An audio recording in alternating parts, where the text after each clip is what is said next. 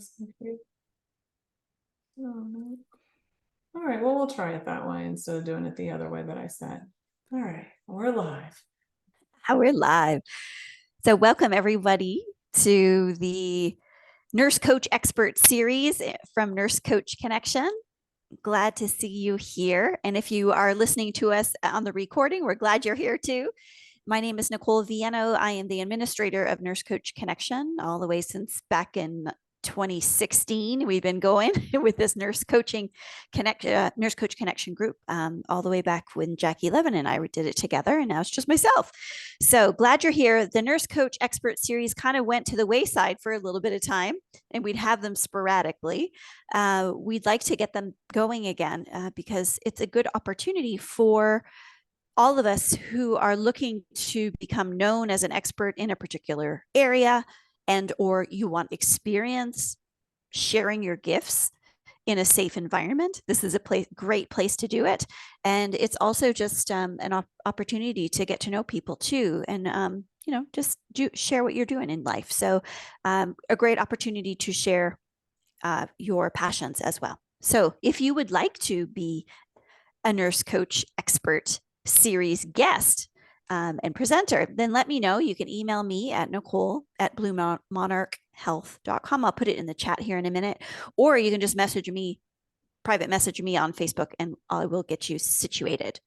So the next guest that we have is Amy Colombo, and she will be doing a presentation on transforming fear into confidence. And that will be on September 6th at 1:45 Eastern.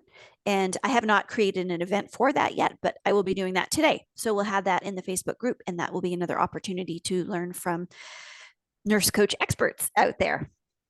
All right. So I am going to do an introduction for our guest today. And now I will let everyone know that Brittany Cano, is that how we say your last name? Just so we make sure we get Cano, yeah. Brittany Cano. Let's get that correct. Brittany Cano.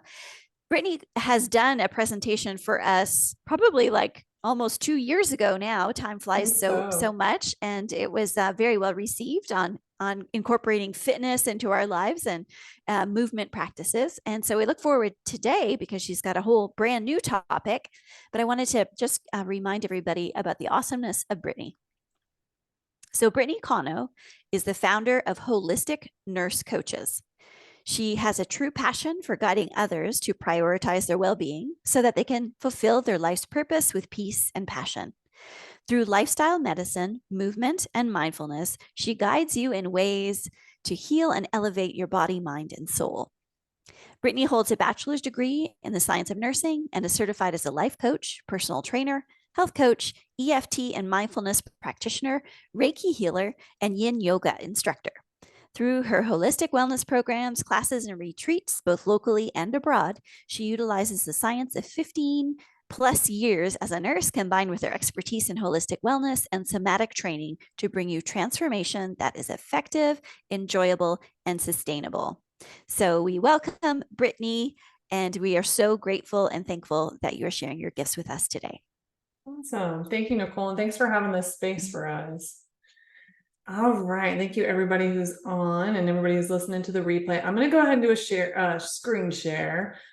So let me do that. We'll have some slides. Hold them up here.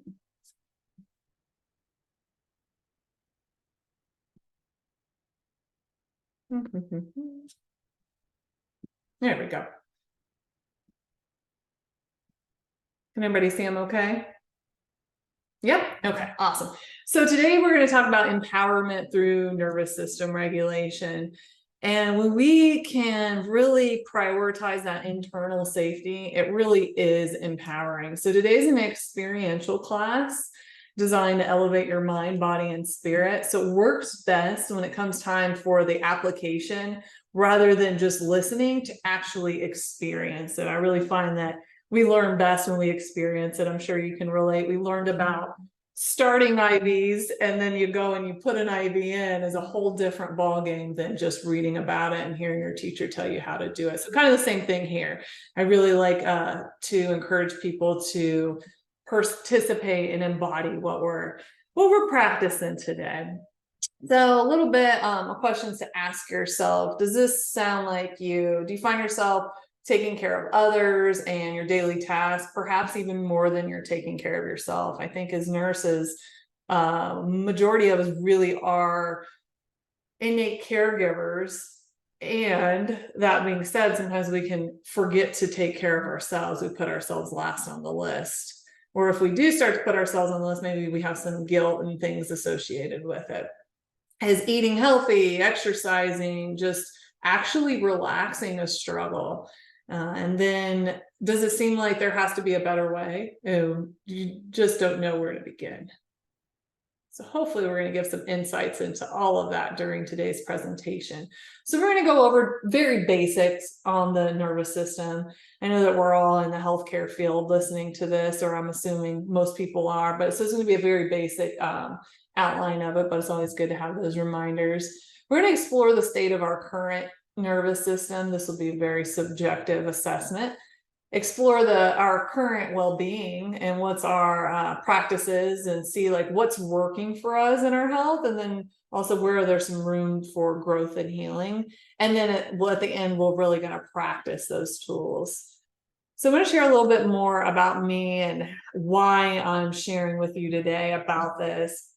My background is in critical care nursing. About 10 years ago, I had major life changes, and I knew that it was time for me to change my ways. I knew that if I kept up with the lifestyle I had, while that was nice and fun in my teens and early 20s, that it was just not a good look as an adult, and there was a lot of suffering and a lot of trauma that came from that.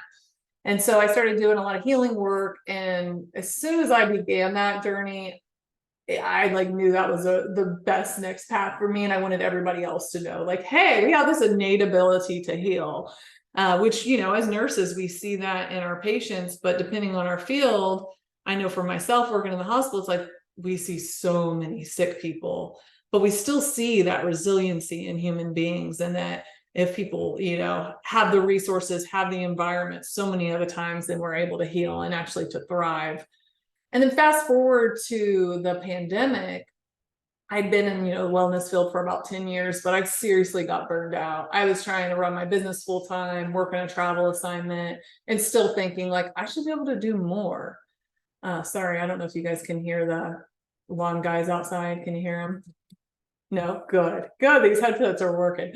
And I really had this notion that I should be able to do more, like that there are people who have 2 kids, adopted 3, they're CEOs and run nonprofits. Why couldn't I do more? And then my body really started to speak to me during the pandemic, and I ended up with a lot of GI issues. And fortunately, I had the wisdom to say, hey, right, our bodies tell us things, right? It's not our bodies are broken. Our bodies are a gift, and they're telling us something when we're having anxiety, or when we can't sleep, or we're having GI issues, or we're tired all the time, right? That's a good notion for us to say, oh, my body's working just how it is. It's trying to let me know something else is off in my life. And I realized I was so burned out, and I was actually doing way too much. And so that really had me deep dive into why it's so important to regulate our nervous system. And so what I find with myself and with my clients is that when the nervous system is regulated, everything else becomes a lot easier, right? And we're able to really do that deeper healing work as well. And it's easier to create healthy habits when we're regulated. If we're dysregulated, it's like we're just swimming upstream. Everything's a struggle. Does that make sense? All right, so before we dive in a little bit more, I'm going to invite everybody to take a couple mindful breaths. And this is one of my favorite breaths to practice these days. And so it's going to be a double inhale through the nose. I'm going to show you how it sounds here in a minute. And we're going to take a nice long exhale out through the mouth with a sigh. And what this breath does is it activates the parasympathetic nervous system. It stimulates that vagus nerve on 2 levels, because we're going to breathe down into our belly. And then on that exhale, it's going to be that long exhale. actually kind of on 3 levels. And with the sigh, it also helps stimulate that vagus nerve. You might notice, like, if you're stressed, you're like, we kind of sigh anyway. It's our body's natural way, but this is a great breath to practice. I tell people, do this at least 3 or 4 times throughout the day, 3 or 4 breaths at a time, so that you create those neural pathways, so that next time you're stressed and overwhelmed, you remember this little trick here. So it's going to sound like this. We're going to take a big inhale through the nose, another inhale, and then big exhale. We'll do a couple more like that. Double inhale through the nose. And exhale through the mouth. You can close your eyes if you want. And we'll go ahead and do one more your own breath.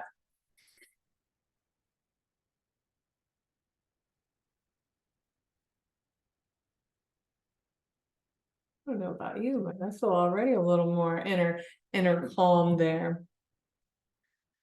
So a review of the nervous system. Today we'll look at the parasympathetic and the nervous system, or the sympathetic nervous system. So parasympathetic, we refer to as the rest and digest, and then the sympathetic we refer to as that fight or flight. What I find so often is that so many of us are in the sympathetic dominance, right? We're living in that constant pressure cooker, even though physically a majority of us are probably safe, perhaps in this moment, I would imagine, but we have all of these pressures, outside pressures, mental pressures, and also old traumas, right? Unless we process them and work through them, there could still old stuff from when we were 2 years old can be affecting our nervous system.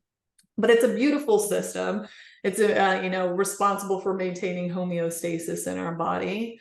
For our immunity is really associated with the functioning of our nervous system, as well as sleep, decreased inflammation, as you can say here. It's involved in memory, auditory processing, so much, right, is involved in our nervous system, as we already know. But what we want to see is we want to see a harmony between the sympathetic and the parasympathetic. So this presentation here is going to be about how can we create that harmony in our life so that we're not just dominated by either the sympathetic or the parasympathetic nervous system. So some trauma responses, and trauma can be a major, huge life event, or trauma could be something that, shocked our system, right? And we was hard for us. It doesn't, have to be a loss of a parent or an assault. It could be the alarms going off in the ICU could actually become a trauma response if, we don't process that and we have a really negative interaction with it, and our nervous system is like on edge with it. So when we see the fight nervous system kicked in, and this is where I want you to start thinking about making this personal, right? This is where we're really going to gain something from this presentation, is where does my trauma response show up? Anger outbursts. It might not be anger. Sometimes I see a lot of women on the call. Sometimes we don't associate ourselves with getting angry, but it might be frustration or annoyance, like that agitation, trying to control things, being the bully, narcissistic behavior, explosive behavior, right? It can be a good indication if our reaction to a situation seems like way bigger than the actual situation. It really can just be unprocessed trauma, right? It could be something I do a lot with clients is inner child healing. And so it could be something from our childhood. I'll give you an example. When my husband and I first got together, he's like, "Oh, you have workout clothes on again?" I'm always in workout clothes or scrubs, pretty much. I bit his head off. We were like together like a year and a half, and I like went off on this poor guy, and he's just standing there like, what? So that could be an example that there's something in my nervous system that was a trauma in the past that I'm having this big reaction here, right? Because him saying I'm in workout clothes is a pretty low level thing, but my body registered as a threat. So it could be something, back when I was a child where I didn't get the approval that I needed, that I like denied myself, or does that make sense? So many things from our present can be affected by our past. moving outward. That's also fight. And then flight, I find this so interesting that a flight response is, again, we're talking about that sympathetic nervous system, workaholic, working. I got to be busy. I can't sit still. I just can't. I can't rest. How could I rest? Like, even when I rest, I can't rest. That's a flight response. Overthinking, anxiety, panic, OCD, perfectionism, even addiction, right? We're trying to get out of our reality with addiction, is a flight response. And then the dorsal vagal freeze is just stuck, like isolating, disassociating, depression, shame. Those are also trauma responses. And then some people do include and don't include fawn, but other things that we can look at that affect our nervous system is, are we always people pleasing, right? If we have that need to always perform and people please, it wreaks havoc on our nervous system. Like, we're on constant edge, right? Avoiding conflict, prioritizing other needs above our own, difficulty saying no, and having a hard time setting boundaries. So I love to share the window of tolerance, because this kind of also puts things in perspective here. So you think about when you're feeling calm, like right now, I would say it looks like, looking at everybody who's present, we're in our window of tolerance. I think about it like a lazy river at a beautiful spa, or if you're an outdoor person, maybe you're floating gently down a beautiful river, maybe not in Florida because we have so many things in our rivers, but maybe somewhere where there's not an alligator lurking in the corner. But we have things in life, whether it's from our past trauma, whether it's present, that affect our regulatory system. And then we become either hyper aroused, which you'll see here, which is abnormal state of increased responsiveness, feeling anxious, feeling angry. You might want to fight, or you might want to run away. Those sympathetic responses there. You're dysregulated, or you shut down, right? That dorsal vagal. You start to feel overwhelmed. Maybe just don't care. You're like, I don't even really care anymore. You're just going through the motions. You're tired all the time. Like, you just not really into it. And then you maybe end up falling into shame. You may fall into depression. You might feel frozen, exhausted, all of these things down here. So I like to show this because it gives us an opportunity to start to notice when we feel regulated, when we feel calm, and when we start to get dysregulated. But it's important that we have practices that help keep us in this zone of safety, we'll call it window of tolerance, and tools that we can use when we do start to get dysregulated. And all of us get dysregulated, but so, depending on our nervous system, some of us are more dysregulated than others. And we can do that we can expand our window, right? We can expand our tolerance through doing things such as meditation, listening to music, doing hobbies that we enjoy, breath work, some of the other things that we're going to do here. If you're somebody who always says yes when you really want to say no, it might be putting those boundaries in place. If you're somebody who works nonstop, it might be, okay, it's time to carve out some time to start to rest. Or if you're somebody who doesn't sleep, it's like taking care of sleep, taking care of those basic needs. So a question just to ask yourself after what you've heard so far, and like I said, this is very subjective, is how is your nervous system regulated? 10 being you feel like you have a great harmony between your parasympathetic and your nervous system and your sympathetic nervous system. You feel regulated, you feel calm most of the time. And then, you can rate it. There's no wrong or right way to rate it, to your own scale. And then the lower you go from 10 would be like, oh my gosh, I feel like I'm in total chaos so much of the time. Or like, and a way to look at that is like, okay, I can't sleep. My body's giving me like all of these signals. Maybe you have gut issues. Maybe you have headaches. Maybe you can't focus. Maybe you're lashing out in relationships, or maybe you don't even care anymore. You're just like, I'm just tired of my job. Those can be different things to say like, oh yeah, maybe I am a little dysregulated. And of course it can be other things contributing to that as well.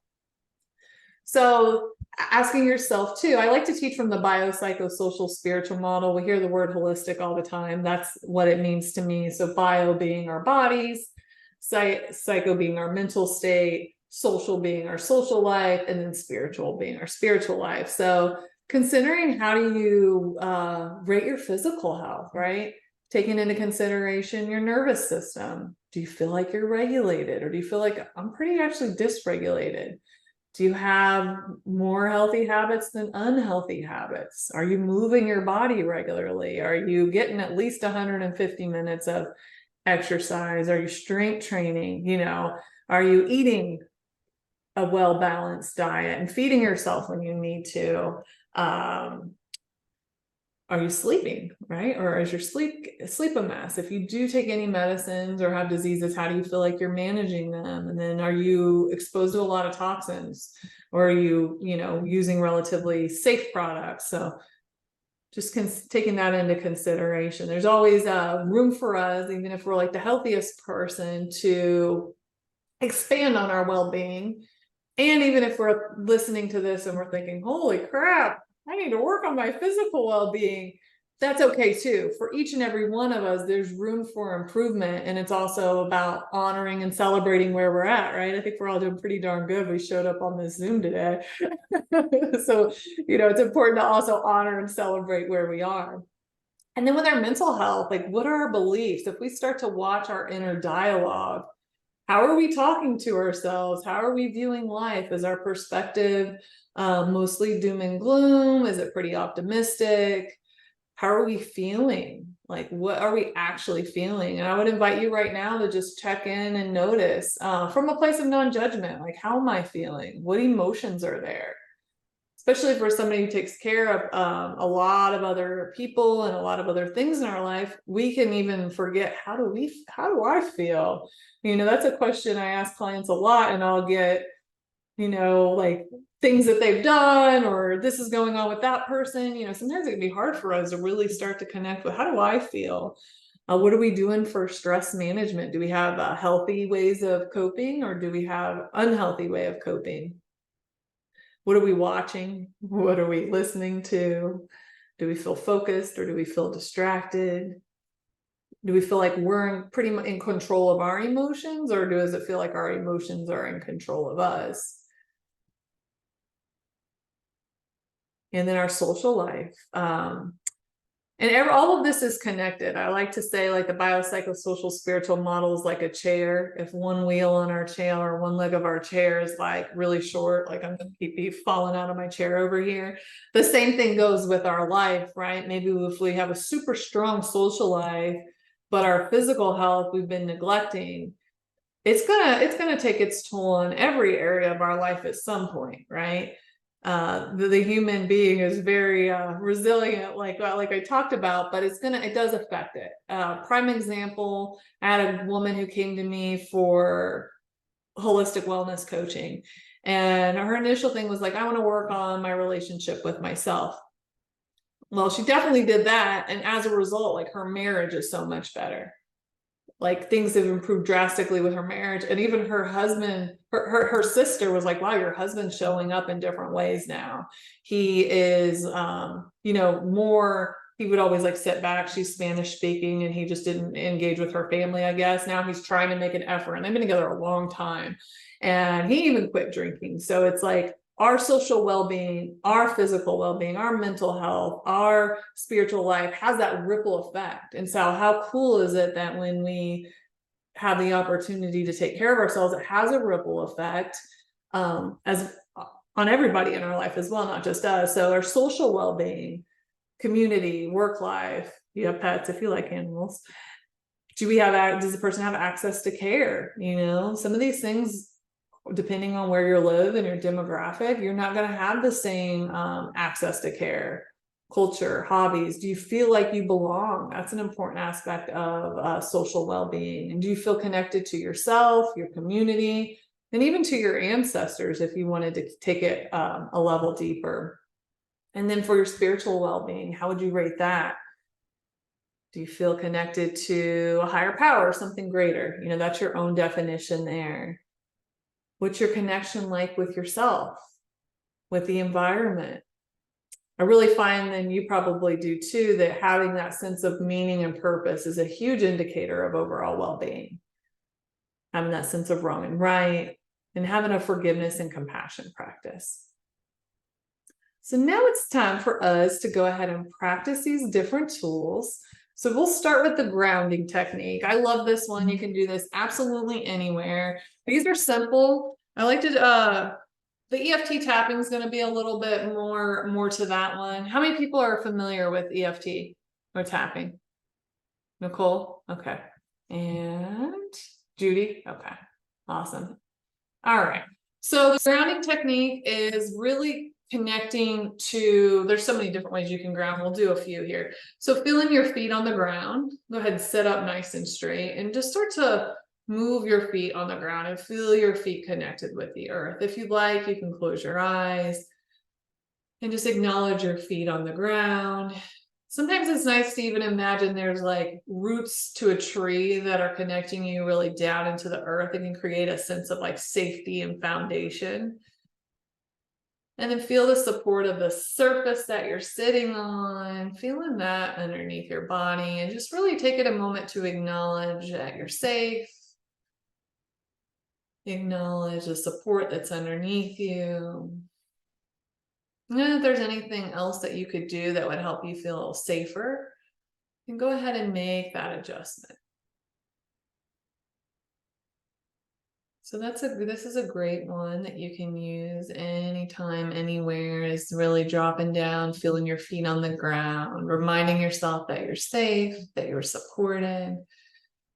And now I'm going to have you use your hands and maybe place your hands either on your thighs or on your desk, and just use your hands to ground.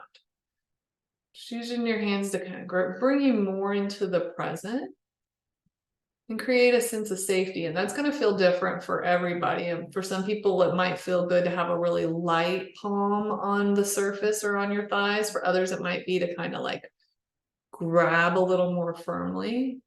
You get to decide. You have that permission. And then if you have your eyes closed, you can open up your eyes. Another powerful grounding technique is after our Zoom to go outside barefoot and walk outside. There's really a lot of benefit in doing that. Forest bathing and going outside, it can decrease inflammation and neutralizes the ions in our body. If you live in a place where you know there's pesticides, just wipe your feet off afterwards. So now we're going to do a mindful awareness through the senses. This is another great practice. So mindfulness, I know some of you, I'm sure if you're familiar with EFT, are probably familiar with mindfulness. But mindfulness is our ability to be in the present moment as it is, without trying to force it to change. So there's that level of non-judgment with however things are, as well as a level of non-attachment. And we practice mindfulness through compassion, being compassionate, bringing in that kindness and that curiosity, right? Because maybe you've heard of everything listed up here today, but in each moment, it really is a new moment. So we have the opportunity to be curious about it. And so bringing that into our life, and we can be mindful through the senses, which is what we're going to do now. And this is the grounding technique to piggyback on that. I like to use that. Does everybody here work for themselves? Do people work at a facility? You just want to like comment in the chat where you work. But it really doesn't matter if you work in a facility or you work at home. If you have a family or you live on your own, we're going to encounter times where we feel stressed or where we need to just know that things are okay. And also connect more present with the moment, because sometimes our minds get a hold of us. So that grounding technique is a good one to use during that time. And then so is a mindful awareness. So right now I'm going to invite you to look around your space and identify 3 things in your space here. At least 3 things. You can identify more. And observing from that place of compassion, from that place of curiosity, non-judgment, being present to whatever's there. All right. And then we'll go ahead, we'll soften our eyes. And I'm going to invite you to notice 3 things that you feel. Might be the temperature of the room. It could be those feet on the ground, support beneath you, your clothing. Noticing any physical sensations. And now noticing if you smell anything. And if you don't smell anything, that's okay. That's an observation as well. Noticing any sounds. See if you can identify 3 different sounds. Maybe it's the sound of your breath, the sound of your voice, and the sound of something else that's in your room. Can you hear any sounds in the distance? Anything that you taste or don't taste?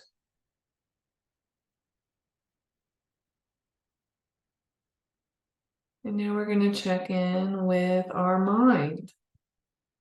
Just noticing what's present in the mind. Does your mind feel calm and focused? Does it feel fast and rapid and scattered? Again, not from a place of judgment, practicing not judging. Whatever is there, just noticing with curiosity, like, that's interesting. And then go ahead and notice what is present emotionally. And can you name it? And sometimes we don't feel anything. There's a numbness. And that's a notice. That's something to notice as well. That's an awareness. And go ahead and take a full breath, letting that breath travel down into the belly. A nice full exhale. And go ahead and open your eyes again. So self-compassion, just actually take a pause and just notice how you feel after that practice. Notice if you feel any difference. You may or you may not, but that can be a great way to regulate the nervous system, is a mindfulness practice as well. Self-compassion. I'm like obsessed with self-compassion these days. I want to read just a little bit of what research supports about self-compassion to you. That it cultivates a growth mindset by encouraging the belief that improvement is possible. It increases feelings of happiness, optimism, curiosity, and connectedness. Decreases feelings of anxiety, depression, rumination, fear of failure. Also improves relationships, and it leads to feelings of empowerment and positivity and confidence. So self-compassion is awesome. I love it. They did a study with American vets returning from Iraq and Afghanistan and found that those with a self-compassion practice actually had fewer PTSD symptoms. They functioned better in their daily life, and they were less likely to abuse alcohol and contemplate suicide. And this was the research shows that treating themselves with the warmth and support versus a harsh criticism was a stronger predictor of who would develop PTSD, as opposed to who experienced, a lot of trauma during combat. So if somebody had a self-compassion practice, they had a better, outcome regardless of what traumas they experienced during their deployment. So self-compassion is a beautiful tool that we can use to empower ourselves, really. So I like to, with self-compassion, teach it a radical self-compassion. So with self-compassion, there's that mindfulness piece. There's also that kindness piece, so bringing in that self-kindness, and there's that common humanity. So with compassion, it's wanting to alleviate suffering. So it's like acknowledging mindfully that they're suffering, but not going like to the point that I'm like, I am this suffering. It's like being able to hold the suffering without getting lost in it, which is a practice. And then that common humanity piece, remembering that all human beings suffer. You suffer, struggle, have pain. And there's also the piece of self-compassion that is fierce. There's the piece of self-compassion that stands up for ourselves, that wants to provide and protect ourselves. And that's also a way that we can be compassionate with ourselves. So I just want to invite you to think of your inner dialogue, right? A good question to start with is, do I talk to myself, especially if you've had like anything weighing heavy on your heart or your mind lately, something hard you've been going through. And how have you been with yourself? Have you been gentle, but also like, you know, you can do this, you're strong, you've got this? Or have you been like, oh my gosh, how are you back in this situation again? And noticing if you talk to yourself like you would a dear loved one, or if you talk to yourself kind of ruthless.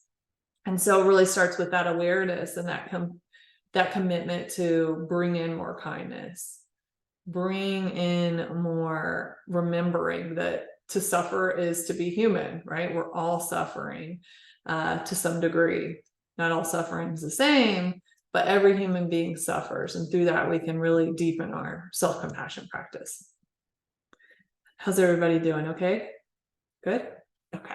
All right. So the next one is really great for the nervous system. You'll notice if you see a dog or an animal that gets scared, a bunny rabbit, they're like shaking when they're afraid. We used to have some of this more built in, or you notice when your nerves go, you're kind of shaky, your hands might shake. But I think at one point we got too cool to do this, and we just kind of like keep our energy locked in. So bouncing, you can just kind of bounce here. If you want to, you can kind of stand up. You can bounce up and down, or you can kind of rock back and forth. Either one is really calming for the nervous system. I like a side to side. That side to side is really great for the nervous system. Kids do this sometimes. I know my little brother used to bounce so much when he was little. My mom was like, what's going on? The pediatrician, like, it's just a form of self-soothing. So you can either do it rocking side to side. You can do it where you kind of bounce back and forth.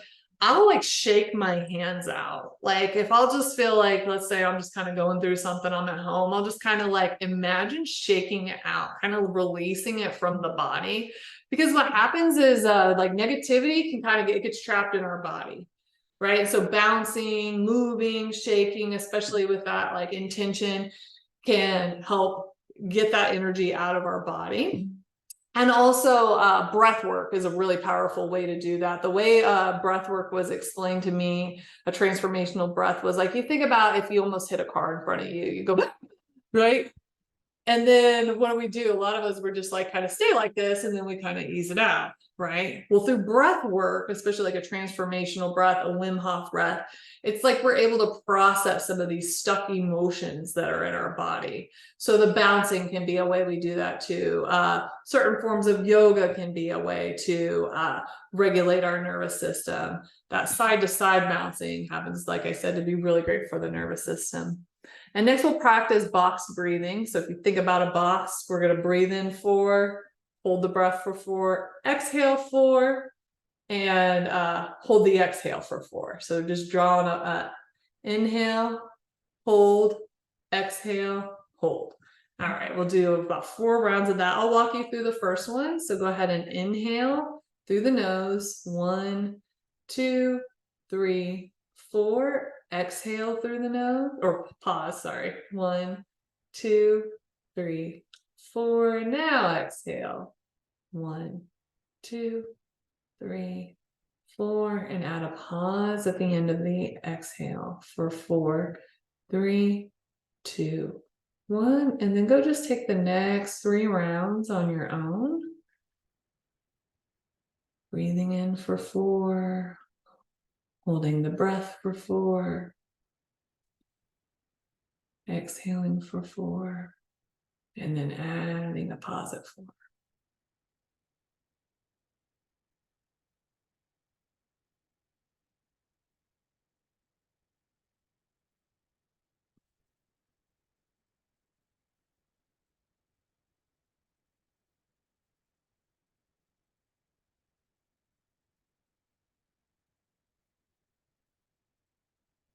And then when you're ready, go ahead and let that breath return to normal.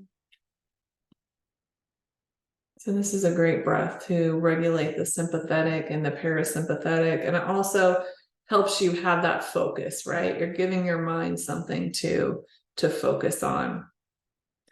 The next one we'll do will be a vagus nerve activation. If anybody's ever suffered from anxiety or a panic attack, there really is no thinking your way out of it at that point. Our system's been hijacked. The hormones are released, and we're just in overdrive at that point. So doing practices like the vagus nerve activation can be really great for that, stimulating the vagus nerve.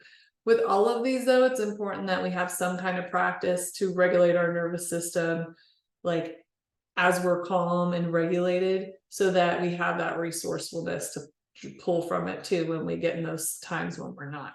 So for this vagus nerve activation, we're actually going to drop one ear to the shoulder, and we're going to bring our eye gaze up diagonal to the opposite corner for about 45 seconds. Now, if you have neck issues and you cannot bring your ear to the shoulder, that's okay. Just keep your head center and just keep your eye gaze to one corner. Otherwise, just go ahead and look up to opposite corner. We're going to do both sides. It doesn't matter which side. Keep your eye gaze there. You're about halfway. At some point, you might notice that you kind of take a bigger breath.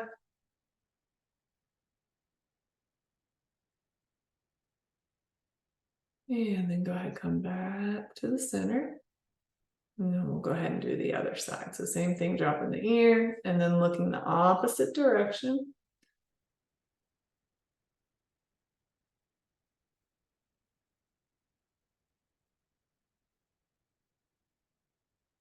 It will be about 45 seconds on this side.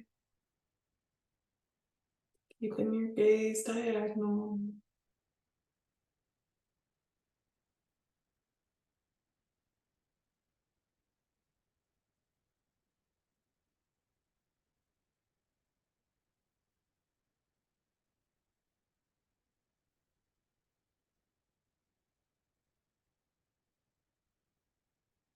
And then when you're ready, bring your neck back to center.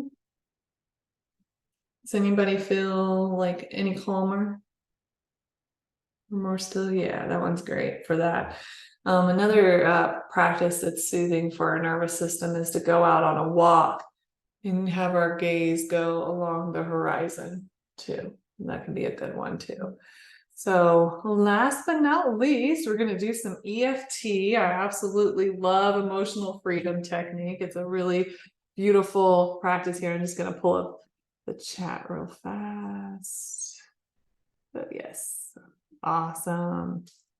Yeah, that's so great, Nicole. Yeah, after workout with the legs to reduce night sweats and of course feel wonderful. Oh, Nicole, I'm not reading from anything right now, actually. Oh, from the self-compassion. Yep, that's from Kristen Niff's work. She's a professor who's done a ton of study around self-compassion. I love her. All right, so EFT combines emotional freedom techniques. So it combines modern day psychology with ancient Chinese medicine.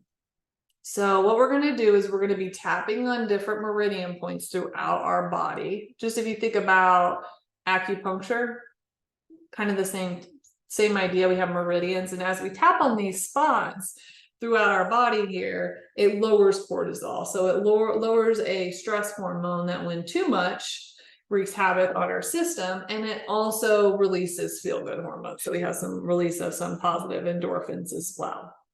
And then we're going to bring in, today we'll use stress because it's pretty broad. If I'm working with somebody individually, we could do it on anything. We could do it on the anxiety that you're feeling, the sadness, the grief, the cravings that you're having, the situation. You can make it more specific, but for the sake of all of us being adults in the modern world, I'm sure we all have stress, so we can go ahead and we'll do it on stress today. But we'll use the modern day psychology. So you address whatever the issue is. And some people will say, well, I don't want to think about it. Well, here's the thing. If we might be trying to push it away, but it's still operating, right? It's still having its toll on our overall well-being. So through this process, we're able to be with whatever the issue is and process through it. So this will make more sense as we go along. So we're going to start with, we'll use stress as our thing that we're going to tap on. And our outcome will be that we want to like experience, let's say we want to experience like peace or calm around whatever the situation is. So go ahead and bring into your awareness right now something that's been stressful recently. I wouldn't pick anything that feels like overly traumatic, but something that's had you worked up a little bit. Maybe on a scale of 1 to 10, it's like anywhere from like a 5 to an 8. So if you can think of something specific that had you feeling it, feeling a little overwhelmed, not stress, the good kind of stress, but the negative stress. Does everybody have that thing? Okay. And what were some of the things, now I'm gonna ask you guys to unmute yourself. What are some of the things that you were feeling during that time? What were you feeling in your body? Or you can put it in the chat if you don't want to unmute yourself.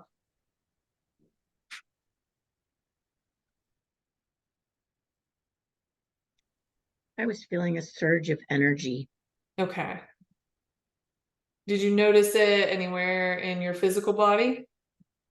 It's usually in my abdomen. In your abdomen? Okay. Or my throat. Or your throat? Okay. Anybody else want to share how the stress felt in their body? Anybody feel it like in their neck and shoulders? Okay. And what were some of the things that you were thinking during this time?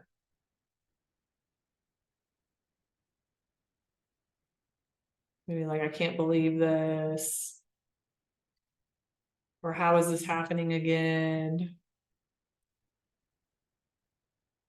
Maybe this isn't fair. Yeah, tightness.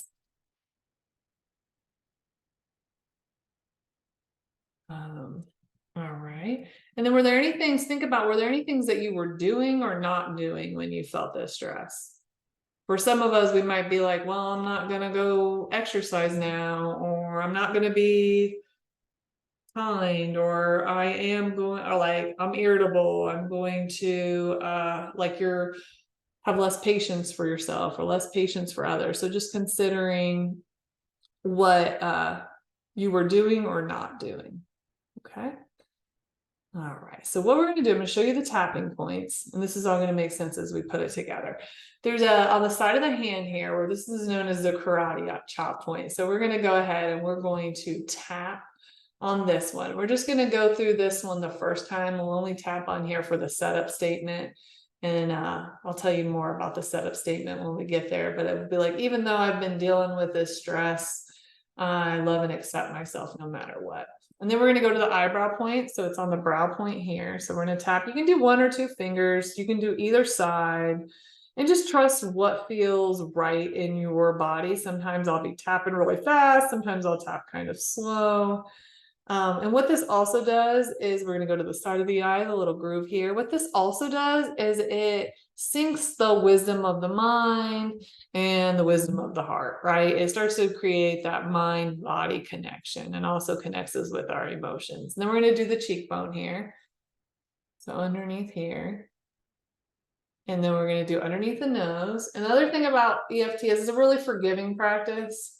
So let's say you forget a point or you're not quite sure what to say, you can still receive the benefits. Then we'll go under the bottom lip, a little groove there. Then we'll go to the collarbone point. Some people like to tap on one collarbone. I personally like to tap on both of them, or you can use your whole palm. It's really what feels true for you. I always want you to honor what feels best for you, especially with something like EFT and all the things that we did here. It's like really making it your own. And then underneath the armpit there, I'm trying to just show you can keep your arm down, but just to kind of show you where. And then I got my headset on, but we're going to tap kind of in the middle of the head right here. All right. So if you got pen and paper, go ahead and write down how this situation felt for you on a scale of 1 to 10. 10 being it was the most stressed out you've ever been. 0 being you had absolutely no stress. Probably picking something that's between a 5 and an 8. And go ahead and write that number down because we'll refer to that at the end.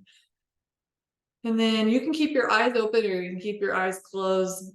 When I do EFT, on my own, a lot of times my eyes are closed. When I'm teaching, I'll go in and out of eyes closed, eyes open. So just go ahead again. We're going to come back to that grounding technique, feeling the feet on the ground, sitting up nice and tall. We'll go through about, I don't know, about 5 to 7 rounds of this. Lengthen in the spine. Go ahead and come back to that double inhale through the nose. Big exhale out through the mouth. Let's go ahead and do that one more time. Big inhale. And exhale. Then we'll go ahead and start with tapping on the side of the hand. And you can also make this unique to your own. You can use your own language. I'm just going to speak generally, but you can start to insert your own language, or you can just listen to what I say. So even though I've been dealing with all of this stress, I am safe in this moment. Even though I've been dealing with a lot of stress, I love and accept myself no matter what. Even though I've been dealing with stress, I'm open to letting it go. And then eyebrow point, all of this stress, side of the eye. I feel it in my body, underneath the eye. I might feel it in my abdomen, underneath the nose, or in my throat, or my neck, or my shoulder, underneath the bottom lip. And just noticing wherever you feel the stress of this event in your body, and just noticing how that feels, and continuing to tap. And then we're going to go ahead and come to the collarbone points. But I know it's okay to feel this way. Giving yourself permission to feel however you feel about this situation. And then we're going to go underneath the arm. And I'm open to letting it go.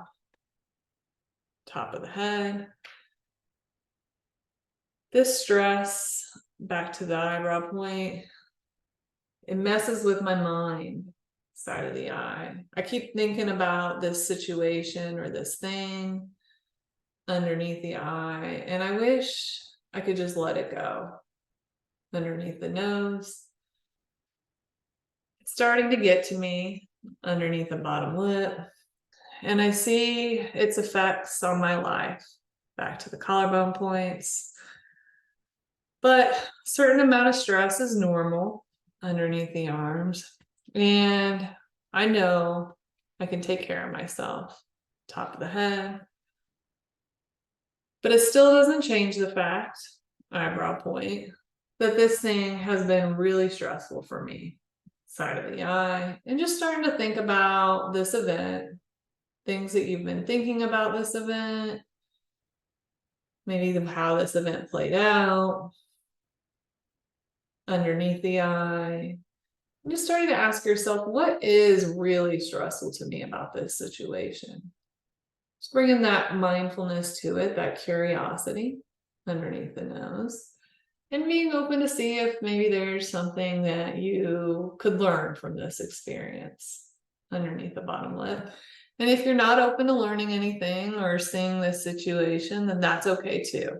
Giving yourself full permission to experience this stressful situation however you would like. Back to those collarbone points. And just starting to acknowledge yourself for being willing to address this stress underneath the armpit. And also noticing that you have the ability to shift the energy around it, top of the head. And remembering that even though it's a stressful situation, you can always find something that's a gift from this. Eyebrow point. So if you'd like to, just start to think about maybe something that you're learning from this, or a takeaway. And again, if maybe it doesn't seem like there's any gift in this situation, that is totally okay. We're going to practice just honoring ourselves where we are, side of the eye. And imagine just letting this go. What would it be like if you didn't have to deal with this stress anymore? Underneath the eye. And how does it feel when you feel calm about this situation and maybe trust the process a little bit more? Underneath the nose. And just starting to feel that sense of calm in the body, underneath the bottom lip. And starting to acknowledge yourself for showing up here today, acknowledging yourself for being honest, and acknowledging yourself for being willing to feel whatever feelings you felt, back to the collarbone points. And then just asking yourself, what do I really need? What do I really need? And maybe there's a solution that comes up. Maybe it could just be, you know what, I get to be compassionate about myself around this situation. Could be that I get to speak up. You know, each situation is unique underneath the arm point. Just letting yourself feel a sense of safety, a sense of calm, a sense of peace, and then top of the head. You can close your eyes for this one if you'd like, and just integrating that whole process. Starting to come back to the breath. Back to your feet on the ground. Just noticing your senses again. Practicing that self-kindness. Remembering that all humans suffer. It's okay. Just noticing it with non-judgment. Then you can stop tapping. Maybe place your hands on your thighs or on the desk. Lengthen that spine. Bringing the awareness either back to your breath or maybe to the palms of the hands against your body. Just noticing how you feel. And then noticing how you feel when you think about this situation. And noticing, like, well, if you were to rate it now on a scale of 1 to 10, what number would you give it? And then when you're ready, you can open your eyes. You can just write that number down.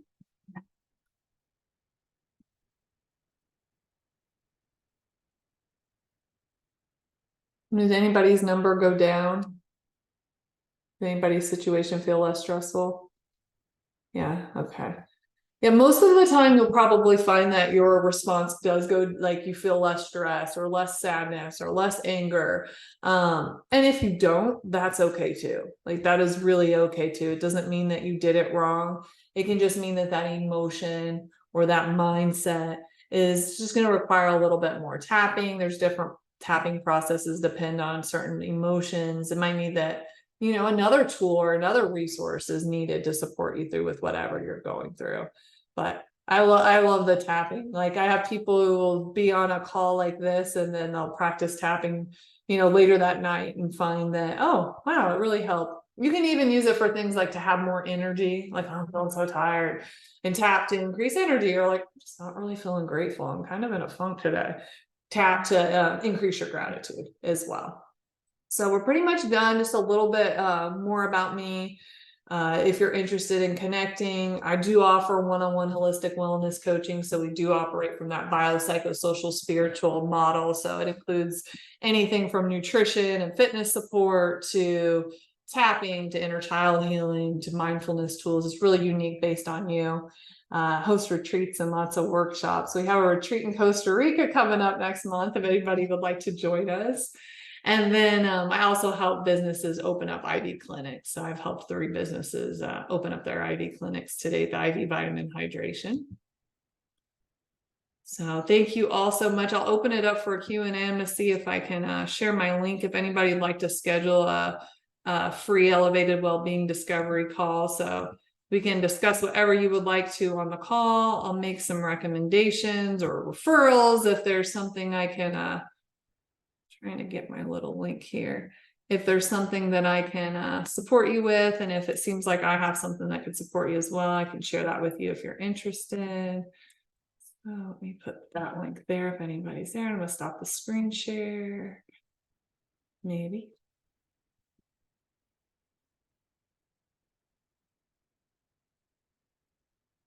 Great. Okay. Does anybody have any questions that they'd like to ask?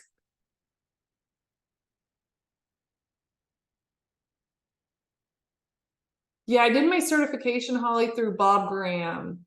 He has like a life coaching school and an EFT program. I really liked it. It was really good. It was simple too. I like the EFT too. You can do EFT and inner child work, which is really profound. So you like go back with the support of, I would say, a professional, unless you've been doing, inner child work, and tap on yourself, your younger self, which can be really powerful and really healing and therapeutic as well. It can also be a great resource into nervous system regulation, right? Because you probably heard the body keeps the score, or the issues in the tissue, right?